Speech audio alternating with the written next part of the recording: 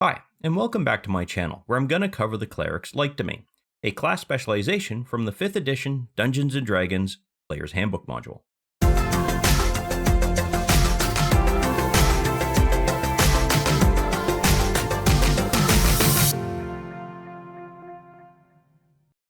As you've heard me say before, clerics are one of the core classes within Dungeons & Dragons, and have been there for all of the editions that Wizards of the Coast has published thus far. With 5th edition, there are a number of class specializations that you can now choose from, and in this video we will be going over the Domain of Light. Clerics work a little differently than other classes when it comes to their class specialization, in that clerics don't gain as many base features as other classes, but they do gain more features and abilities through their specializations than what other classes get. Additionally, many of the features gained by the domain will typically complement or increase the effectiveness of many of the base class features.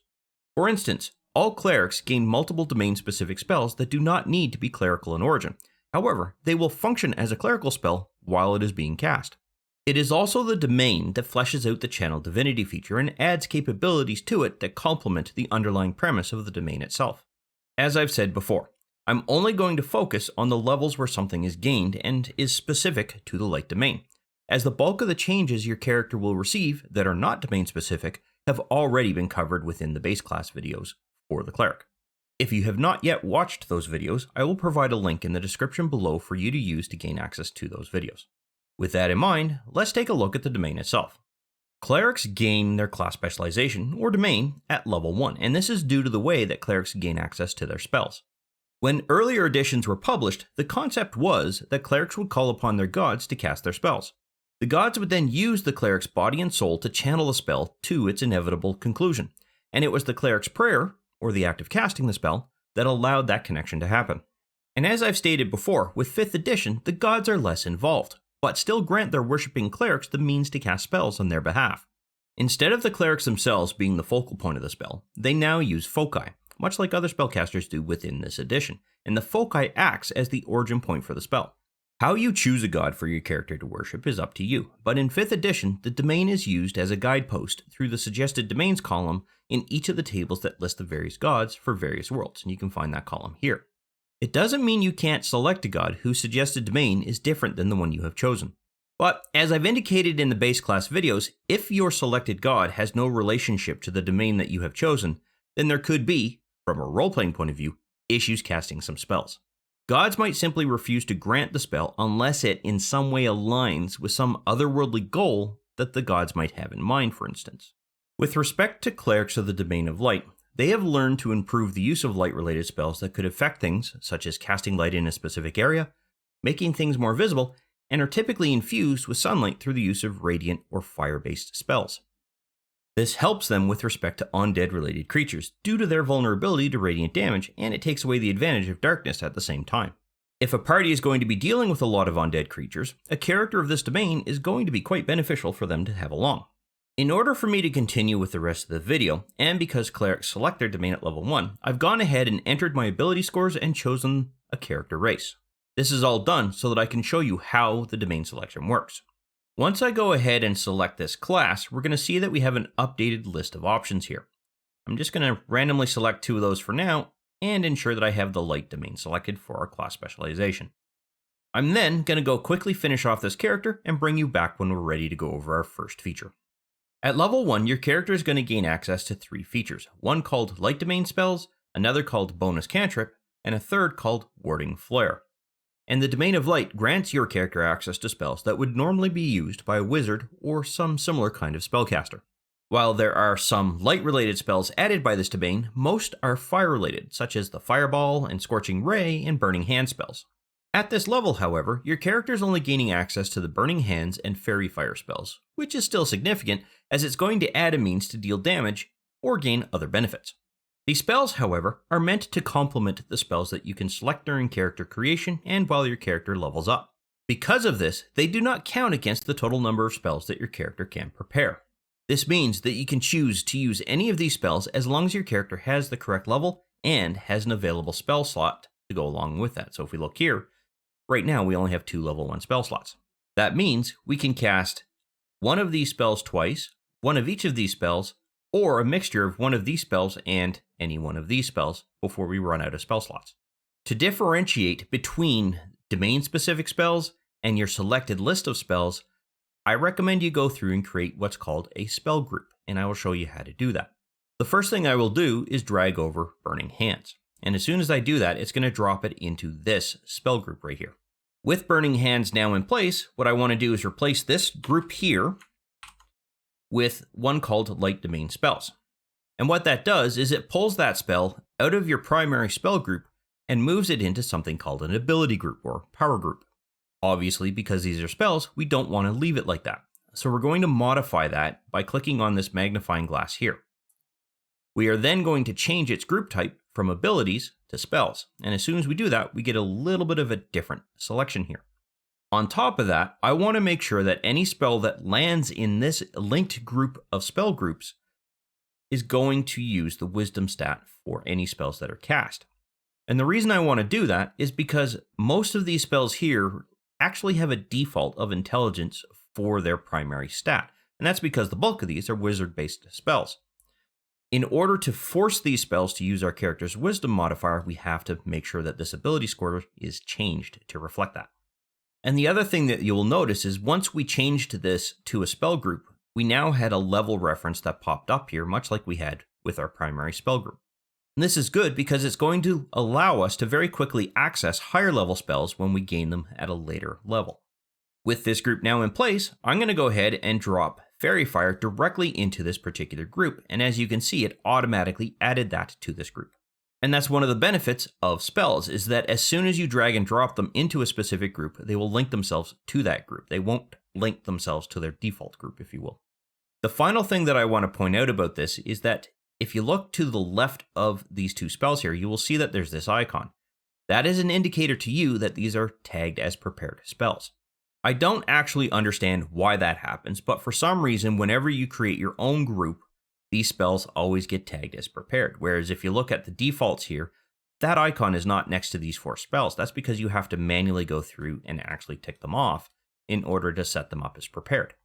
I suspect what's happening is that Fantasy Grounds is looking for this kind of spell group in order to enable the toggle of spell preparation. It doesn't know that it should also probably do it here, which benefits us because by creating this group, we don't have to worry about whether these spells are prepared or not. They're just automatically there. And the final thing we'll do is show you how this works.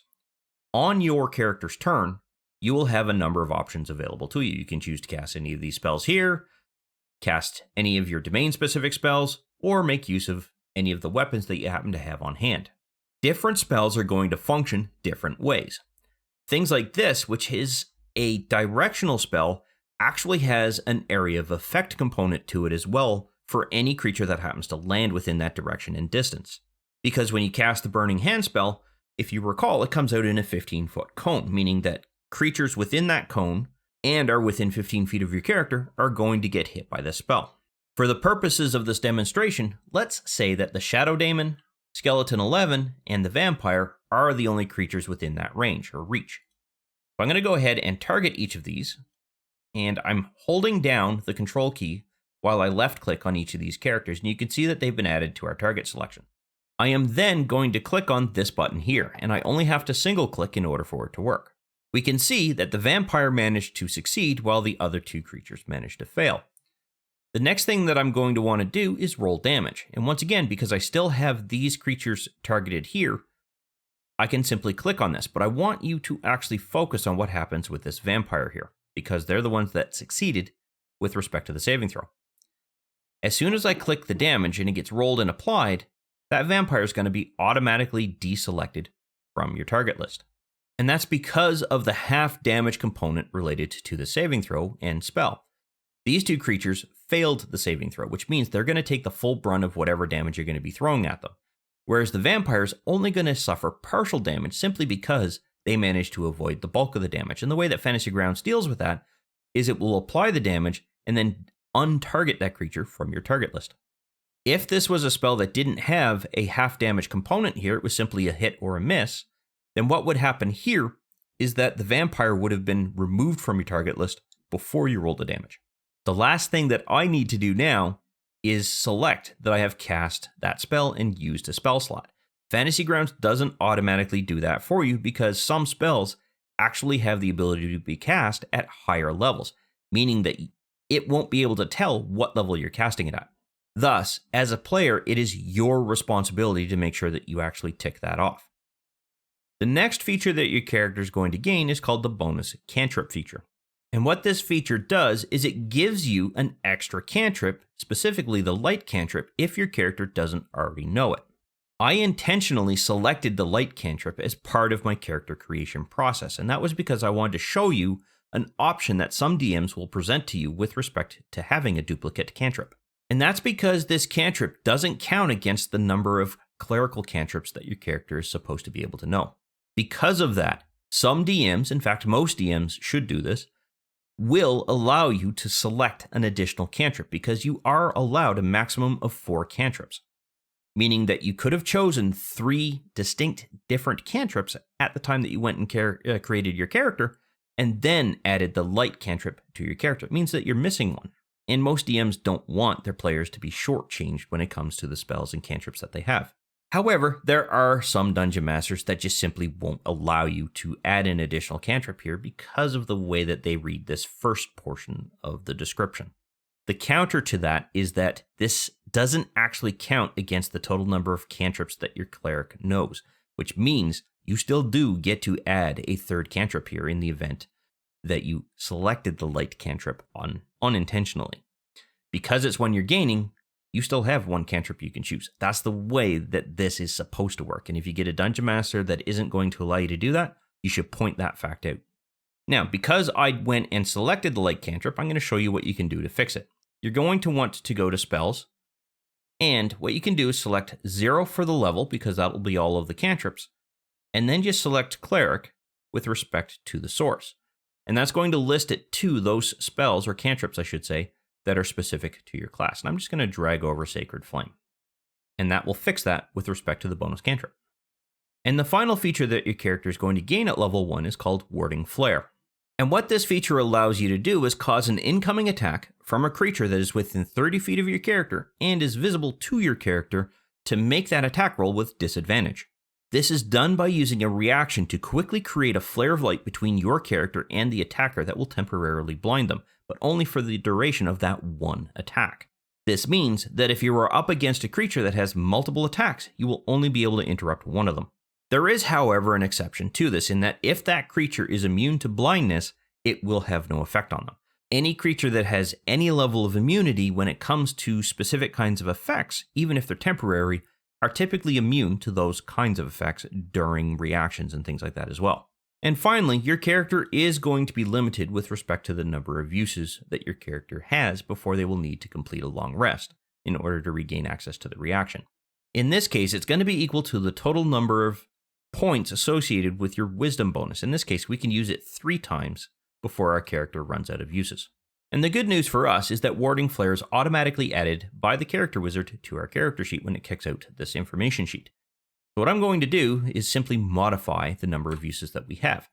And if you recall, our wisdom modifier is +3, which means we get 3 daily uses. And that daily represents a long rest that our character will have to complete in order to regain any spent uses.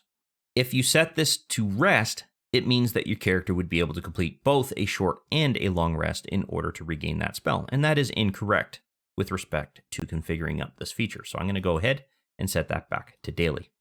And the way this feature works is relatively simple. When this Shadow Daemon declares that they're going to attack us, or gives us some form of indication that they're going to attack us, we can tell the Dungeon Master that we are going to in fact give them disadvantage on whatever it is that they're going to do. If I then attack our Cleric using the Shadow Daemon, you will see that 2 dice get rolled. One is going to have the disadvantage value, and the other is going to have the value that we're going to skip. Essentially, 2 things happened. 1, the effect affected the attack roll of the Shadow Daemon. And 2, the effect expired after that attack roll was completed. In this case, it was a benefit to us because it caused that Shadow Daemon to miss. The next thing we then have to do is indicate that we used this feature. With that done, we still have one minor problem. Let's say, for instance, that the vampire is now making their attack, and they've decided to attack the Cleric because they see that Cleric is the biggest threat. Because this feature uses a reaction in order to function, we would be unable to make use of this reaction despite the fact that we still have 2 uses left. And that's because we're falling down to the rules of 5th edition in the sense that a character only gets 1 reaction per turn. And I always try to be careful when pointing that out because yes, we still have 2 uses. What this in fact means is that you still have 2 more turns that you can use this feature before you will no longer be able to do so. At Cleric level 2, your character is going to gain the Channel Divinity feature through the base class, which you will find right here. On top of that, you're also going to gain access to the second Channel Divinity component called Radiance of the Dawn. And these two are meant to work as a linked set of options in the sense that, yes, you're gaining the Channel Divinity feature itself through your base domain, but you're also gaining an additional option that will work within the Channel Divinity framework. Before I go over the feature itself, I'm going to make sure that I go ahead and level our character up. What Radiance of the Dawn will allow your character to do is to dispel any magical darkness that is within 30 feet of where your character stands, and it's not a targeted dispelling, meaning that you can't just select one darkness spell and dispel that one spell. What this is going to do is it's going to remove any points of origin associated with a darkness spell within that range, meaning that if there are 5 points of origin for a darkness spell and they are all within 30 feet of your character, they will also be dispelled. Additionally, if there are any creatures within that 30-foot range of your character and they are hostile to your character, they are going to have to make a Constitution-based saving throw. If they fail their saving throw, they will suffer 2d10 plus your character's level in radiant damage, or only half of that if they did manage to succeed. But it is also only going to affect creatures who are not behind total cover. Now, that doesn't mean that if somebody is standing next to a wall, but you can still directly see that creature because you're on the same side of the wall, they're not in total cover. They're in total cover from another point of view. If, however, they're on the opposite side of that wall and you can't see through that wall in order to actually access or see that creature, that's when they're considered in total cover. Because of the way that Channel Divinity works, we're going to want to set this up in a very specific way. And we can see here that both of these features have been added to our character sheet, which removes one step from the things that we have to do. What I'm going to do is modify the group for Turn Undead first. And I'm going to call it Channel Divinity. And as soon as I paste this information in here, it's going to create a new power group for us. I am then going to modify that power group by once again clicking on the magnifying glass next to the title. I'm going to leave this as an ability group because that doesn't change. I want to ensure that this ability stat, if you will, is going to be our wisdom stat because that's what clerics use for their primary spellcasting and feature stat. I'm also going to set up one rest use. And this is going to create a pip here that will limit the number of uses that we'll be able to use for any feature within this power group. And at this level, we only get to do that once before our character is going to need to complete a short or a long rest.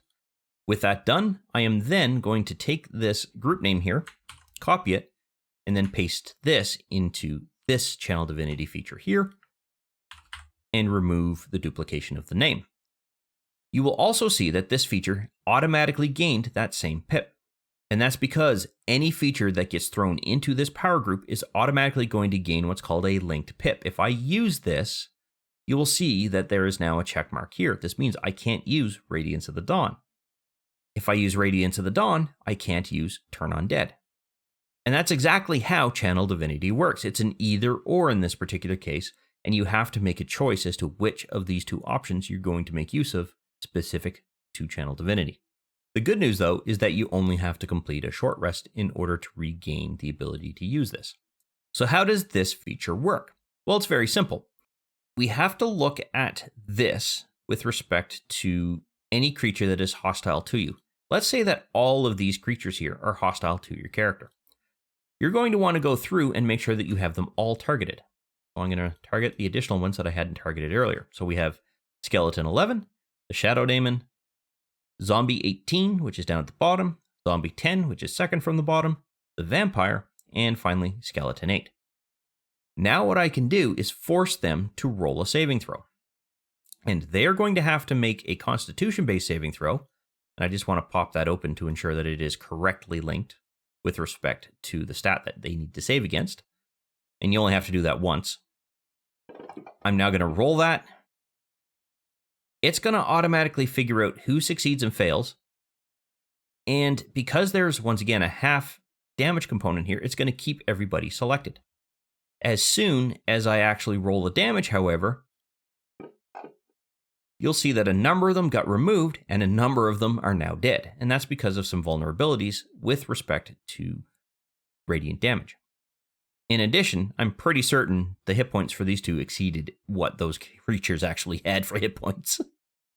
Now, the one thing that I want to point out, this is radiant damage, and you will see here that this demon was vulnerable to it. That means it took 42 points of damage. It doubled the total amount of damage. Everything else that succeeded only took 10 points of damage, and that's because of the rounding down functionality of Dungeons & Dragons. And finally, everyone else took the full brunt of the damage for those that didn't have any vulnerability when it came to radiant damage. Now that I've used that feature, I have to tick it off, and now I have to complete a long rest in order to regain those uses. And what you will see is if you're in a combat-based situation, that group will no longer simply be there. So if I do this, and I set our character up into a combat and actions configuration, as soon as I click Radiance of the Dawn here, that whole power block, if you will, disappears. Never fear though, it will return when your character completes that short or long rest, and it will just pop back up. At Cleric level 3, our character is going to gain access to their next 2 domain spells. So let's go ahead and quickly level our character up. And then I'm going to pop back over to the action sheet here, and I'm going to drag these 2 spells into this group here. So I'm going to make sure that I'm into preparation and that group is there, and minimize everything that's not going to be related to this. As soon as I drag these 2 spells into place, and it doesn't matter whether I link them against here or here, they're automatically going to get created in this spell group here. And because of that, everything's now going to be configured. If it had landed in this group down here and we had to move it up, there is a good chance we might have had to have just popped this open to reset any of the saving throws that might have been required. But now that those domain spells are in our character sheet, you can also see that we now have 2nd level spell slots. This means that we can now cast these and then tick off that we've now cast that spell with respect to a combat-based situation. As I've already demonstrated that, I'm not going to do that again. At Cleric level 5, your character is also going to gain their next set of domain spells, and in this case, it's going to be the Daylight and Fireball spells. As before, let's quickly level our character up. With the level increase done, I'm going to go ahead and drag Daylight and Fireball into our character's action sheet, and you can see now that we have a level 3 spell group. And these spells work exactly like the other ones, except now we have access to 3rd level spell slots. At Cleric level 6, your character is going to gain the improved Flare feature that enhances your Warding Flare feature to function in a brand new way. So before I actually go over the feature, let me quickly level our character up and get that out of the way. With improved Flare, in addition to using the reaction to add disadvantage to an attack against your character, you can now extend that to any creature you can see within 10 feet of your character and is visible to your character. This means that if an attacker, and they're the ones that have to be within 10 feet of your character, is attacking any party member on the other side of the room, you can use the Warding Flare reaction to place that flare between that attacker and that party member, giving the attacker disadvantage as if they were attacking your character. All other benefits and restrictions still come into play, but this feature gives you some additional flexibility, which is great. And much like before, you have to have a reaction available in order for you to be able to make use of this feature. But the benefit is no longer restricted to your character, so that is what you're gaining with this improvement. At Cleric level 7, your character is now gaining access to their next set of domain spells, and in this case, it's Guardian of Faith and Wall of Fire. Once again, let me quickly level our character up. And with our leveling done, I can now go ahead and drag these new spells into our character's action sheet. So I'm going to drop these there, and we will now see that we have access to level 4 spells and a 4th level spell slot. At Cleric level 8, your character is going to gain access to their next feature called Potent Spellcasting. And what this feature does is it now modifies your cantrips, specifically those that do damage, so that you can add your character's wisdom modifier to the damage rolls for those cantrips. To set this up, there are 2 ways that you can go ahead and do this. The first is that you could create a new feature here that will simply add your wisdom modifier to a damage roll that you then do. The catch is, by doing that, there is a chance that you're actually going to forget to click that effect before you roll your damage. In this particular case, it's actually better to simply modify the cantrips in place. So look for any spells that do damage, which in this case is Sacred Flame, and simply modify that so that it adds the wisdom stat to the total amount of damage that is being dealt. And that's all you have to do. At Cleric level 9, your character is going to gain their last set of domain spells, and in this case it's called Flame Strike and Scrying. As I've already gone ahead and leveled our character up, all I have to do is pop open one of these light domain spell groups and drag and drop our spells into place. You can see that it has gone ahead and created a level 5 spell group for us. And this is the last time that we're going to have to deal with this feature because there's no additional spells that we're going to be gaining through later levels. And finally, at Cleric level 17, your character will gain the Corona of Light feature, allowing your character to shed light much further than any torch or lantern could possibly do, and gain some benefits because of it. Unfortunately, it does mean there is quite a gap between level 9 through to level 17 before you gain your final domain-specific feature. In this case, your character is now going to be able to create an aura around themselves that sheds bright light out to 60 feet and dim light for an additional 30 feet past that, for a grand total of 90 feet that you're casting light. This effect is going to last for 60 seconds, and any hostile creature within that radius of bright light will now suffer disadvantage on saving throws whenever they are attempting to avoid fire or radiant kinds of damage. And specifically, that damage has to be magical damage. You can't just simply throw a torch at them and have it work. It has to be from some form of magical weapon or some form of magical spell. And the good news for us is that when you go through the leveling process, if you're using the character wizard, it's automatically going to add the feature to our character sheet. This also means that it is pretty much set up and ready to go. It has the duration in place.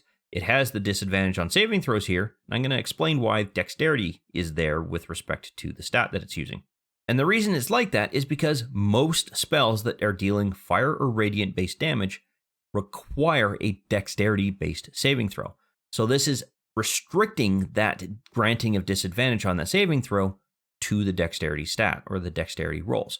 So whenever you cast things like Fireball or Scorching Ray or anything like that, if there's a saving throw in play, it's going to require a dexterity-based saving throw. Thus, this perfectly suits the situation of granting that disadvantage on those saving throws. A perfect example of that is this Fireball. So if I go ahead and select all of these creatures again that aren't dead, so let's just see, I've already got the demon chosen, I've got the vampire, 10 and 18. So I need to retarget you, you're dead, and there. Now I've got them all targeted. If I go ahead and click on this Fireball here, it's going to trigger all of those creatures to roll a saving throw. Now watch what happens when I grant all of those creatures disadvantage. You will see that they're going to all automatically get that disadvantage, and then you'll see a doubling of the number of dice when it comes to what they're rolling. With that in place, I'm going to go ahead, roll the damage, and a good chunk of these are just probably going to flat out die. Okay, so these two did. When it comes to these two, they are still going to have disadvantage on their dexterity saving throws for a duration of 10 more turns. Now, the unfortunate bit about the way that this stat is configured is that if someone else comes in and they are going to execute the requirement of a dexterity-based saving throw that is not related to fire and not related to radiant damage, unfortunately, this disadvantage component here is going to apply. That's actually incorrect, and unfortunately, there isn't a way that we can fix it because there's no way to test for the type of damage that someone is going to be dealing. So you will want to point that out to the Dungeon Master when you go ahead and make use of this. Although at level 17, I don't think it's really going to much matter. The other thing I want to point out about this is this does not have a usage limitation. It is literally an action that you can make use of. This is very powerful when you consider that you can literally keep this going indefinitely during combat. So if your 10 turns runs out, you can re-up this on all of the affected creatures or all of the creatures within that reach and continue to provide that disadvantage to the saving throw. A Cleric of the Light Domain is a cleric who is highly useful when dealing with layers that contain undead or similar kinds of creatures. And this is because many of those creatures are going to be vulnerable to the kinds of damage a cleric of this domain can inflict. And as we saw earlier, they're also going to be beneficial when dealing with demons, and that's because a lot of those demons are vulnerable to radiant damage, and that's the kind of damage that these clerics can deal with quite effectively. And it's because of their desire to push back the darkness usually associated with evil creatures of that nature, both demons and the undead, and give hope to those around them, thus giving these clerics that potent capability. However, this does bring us to the end of the video. I hope you found it useful and informative, and I look forward to seeing you in the next one. I want to thank you for watching this video, and if you found the information useful, click on that like button as well as leave a comment below, as it helps the channel gain exposure. Also, consider subscribing, as I release content similar to this topic quite regularly on the channel.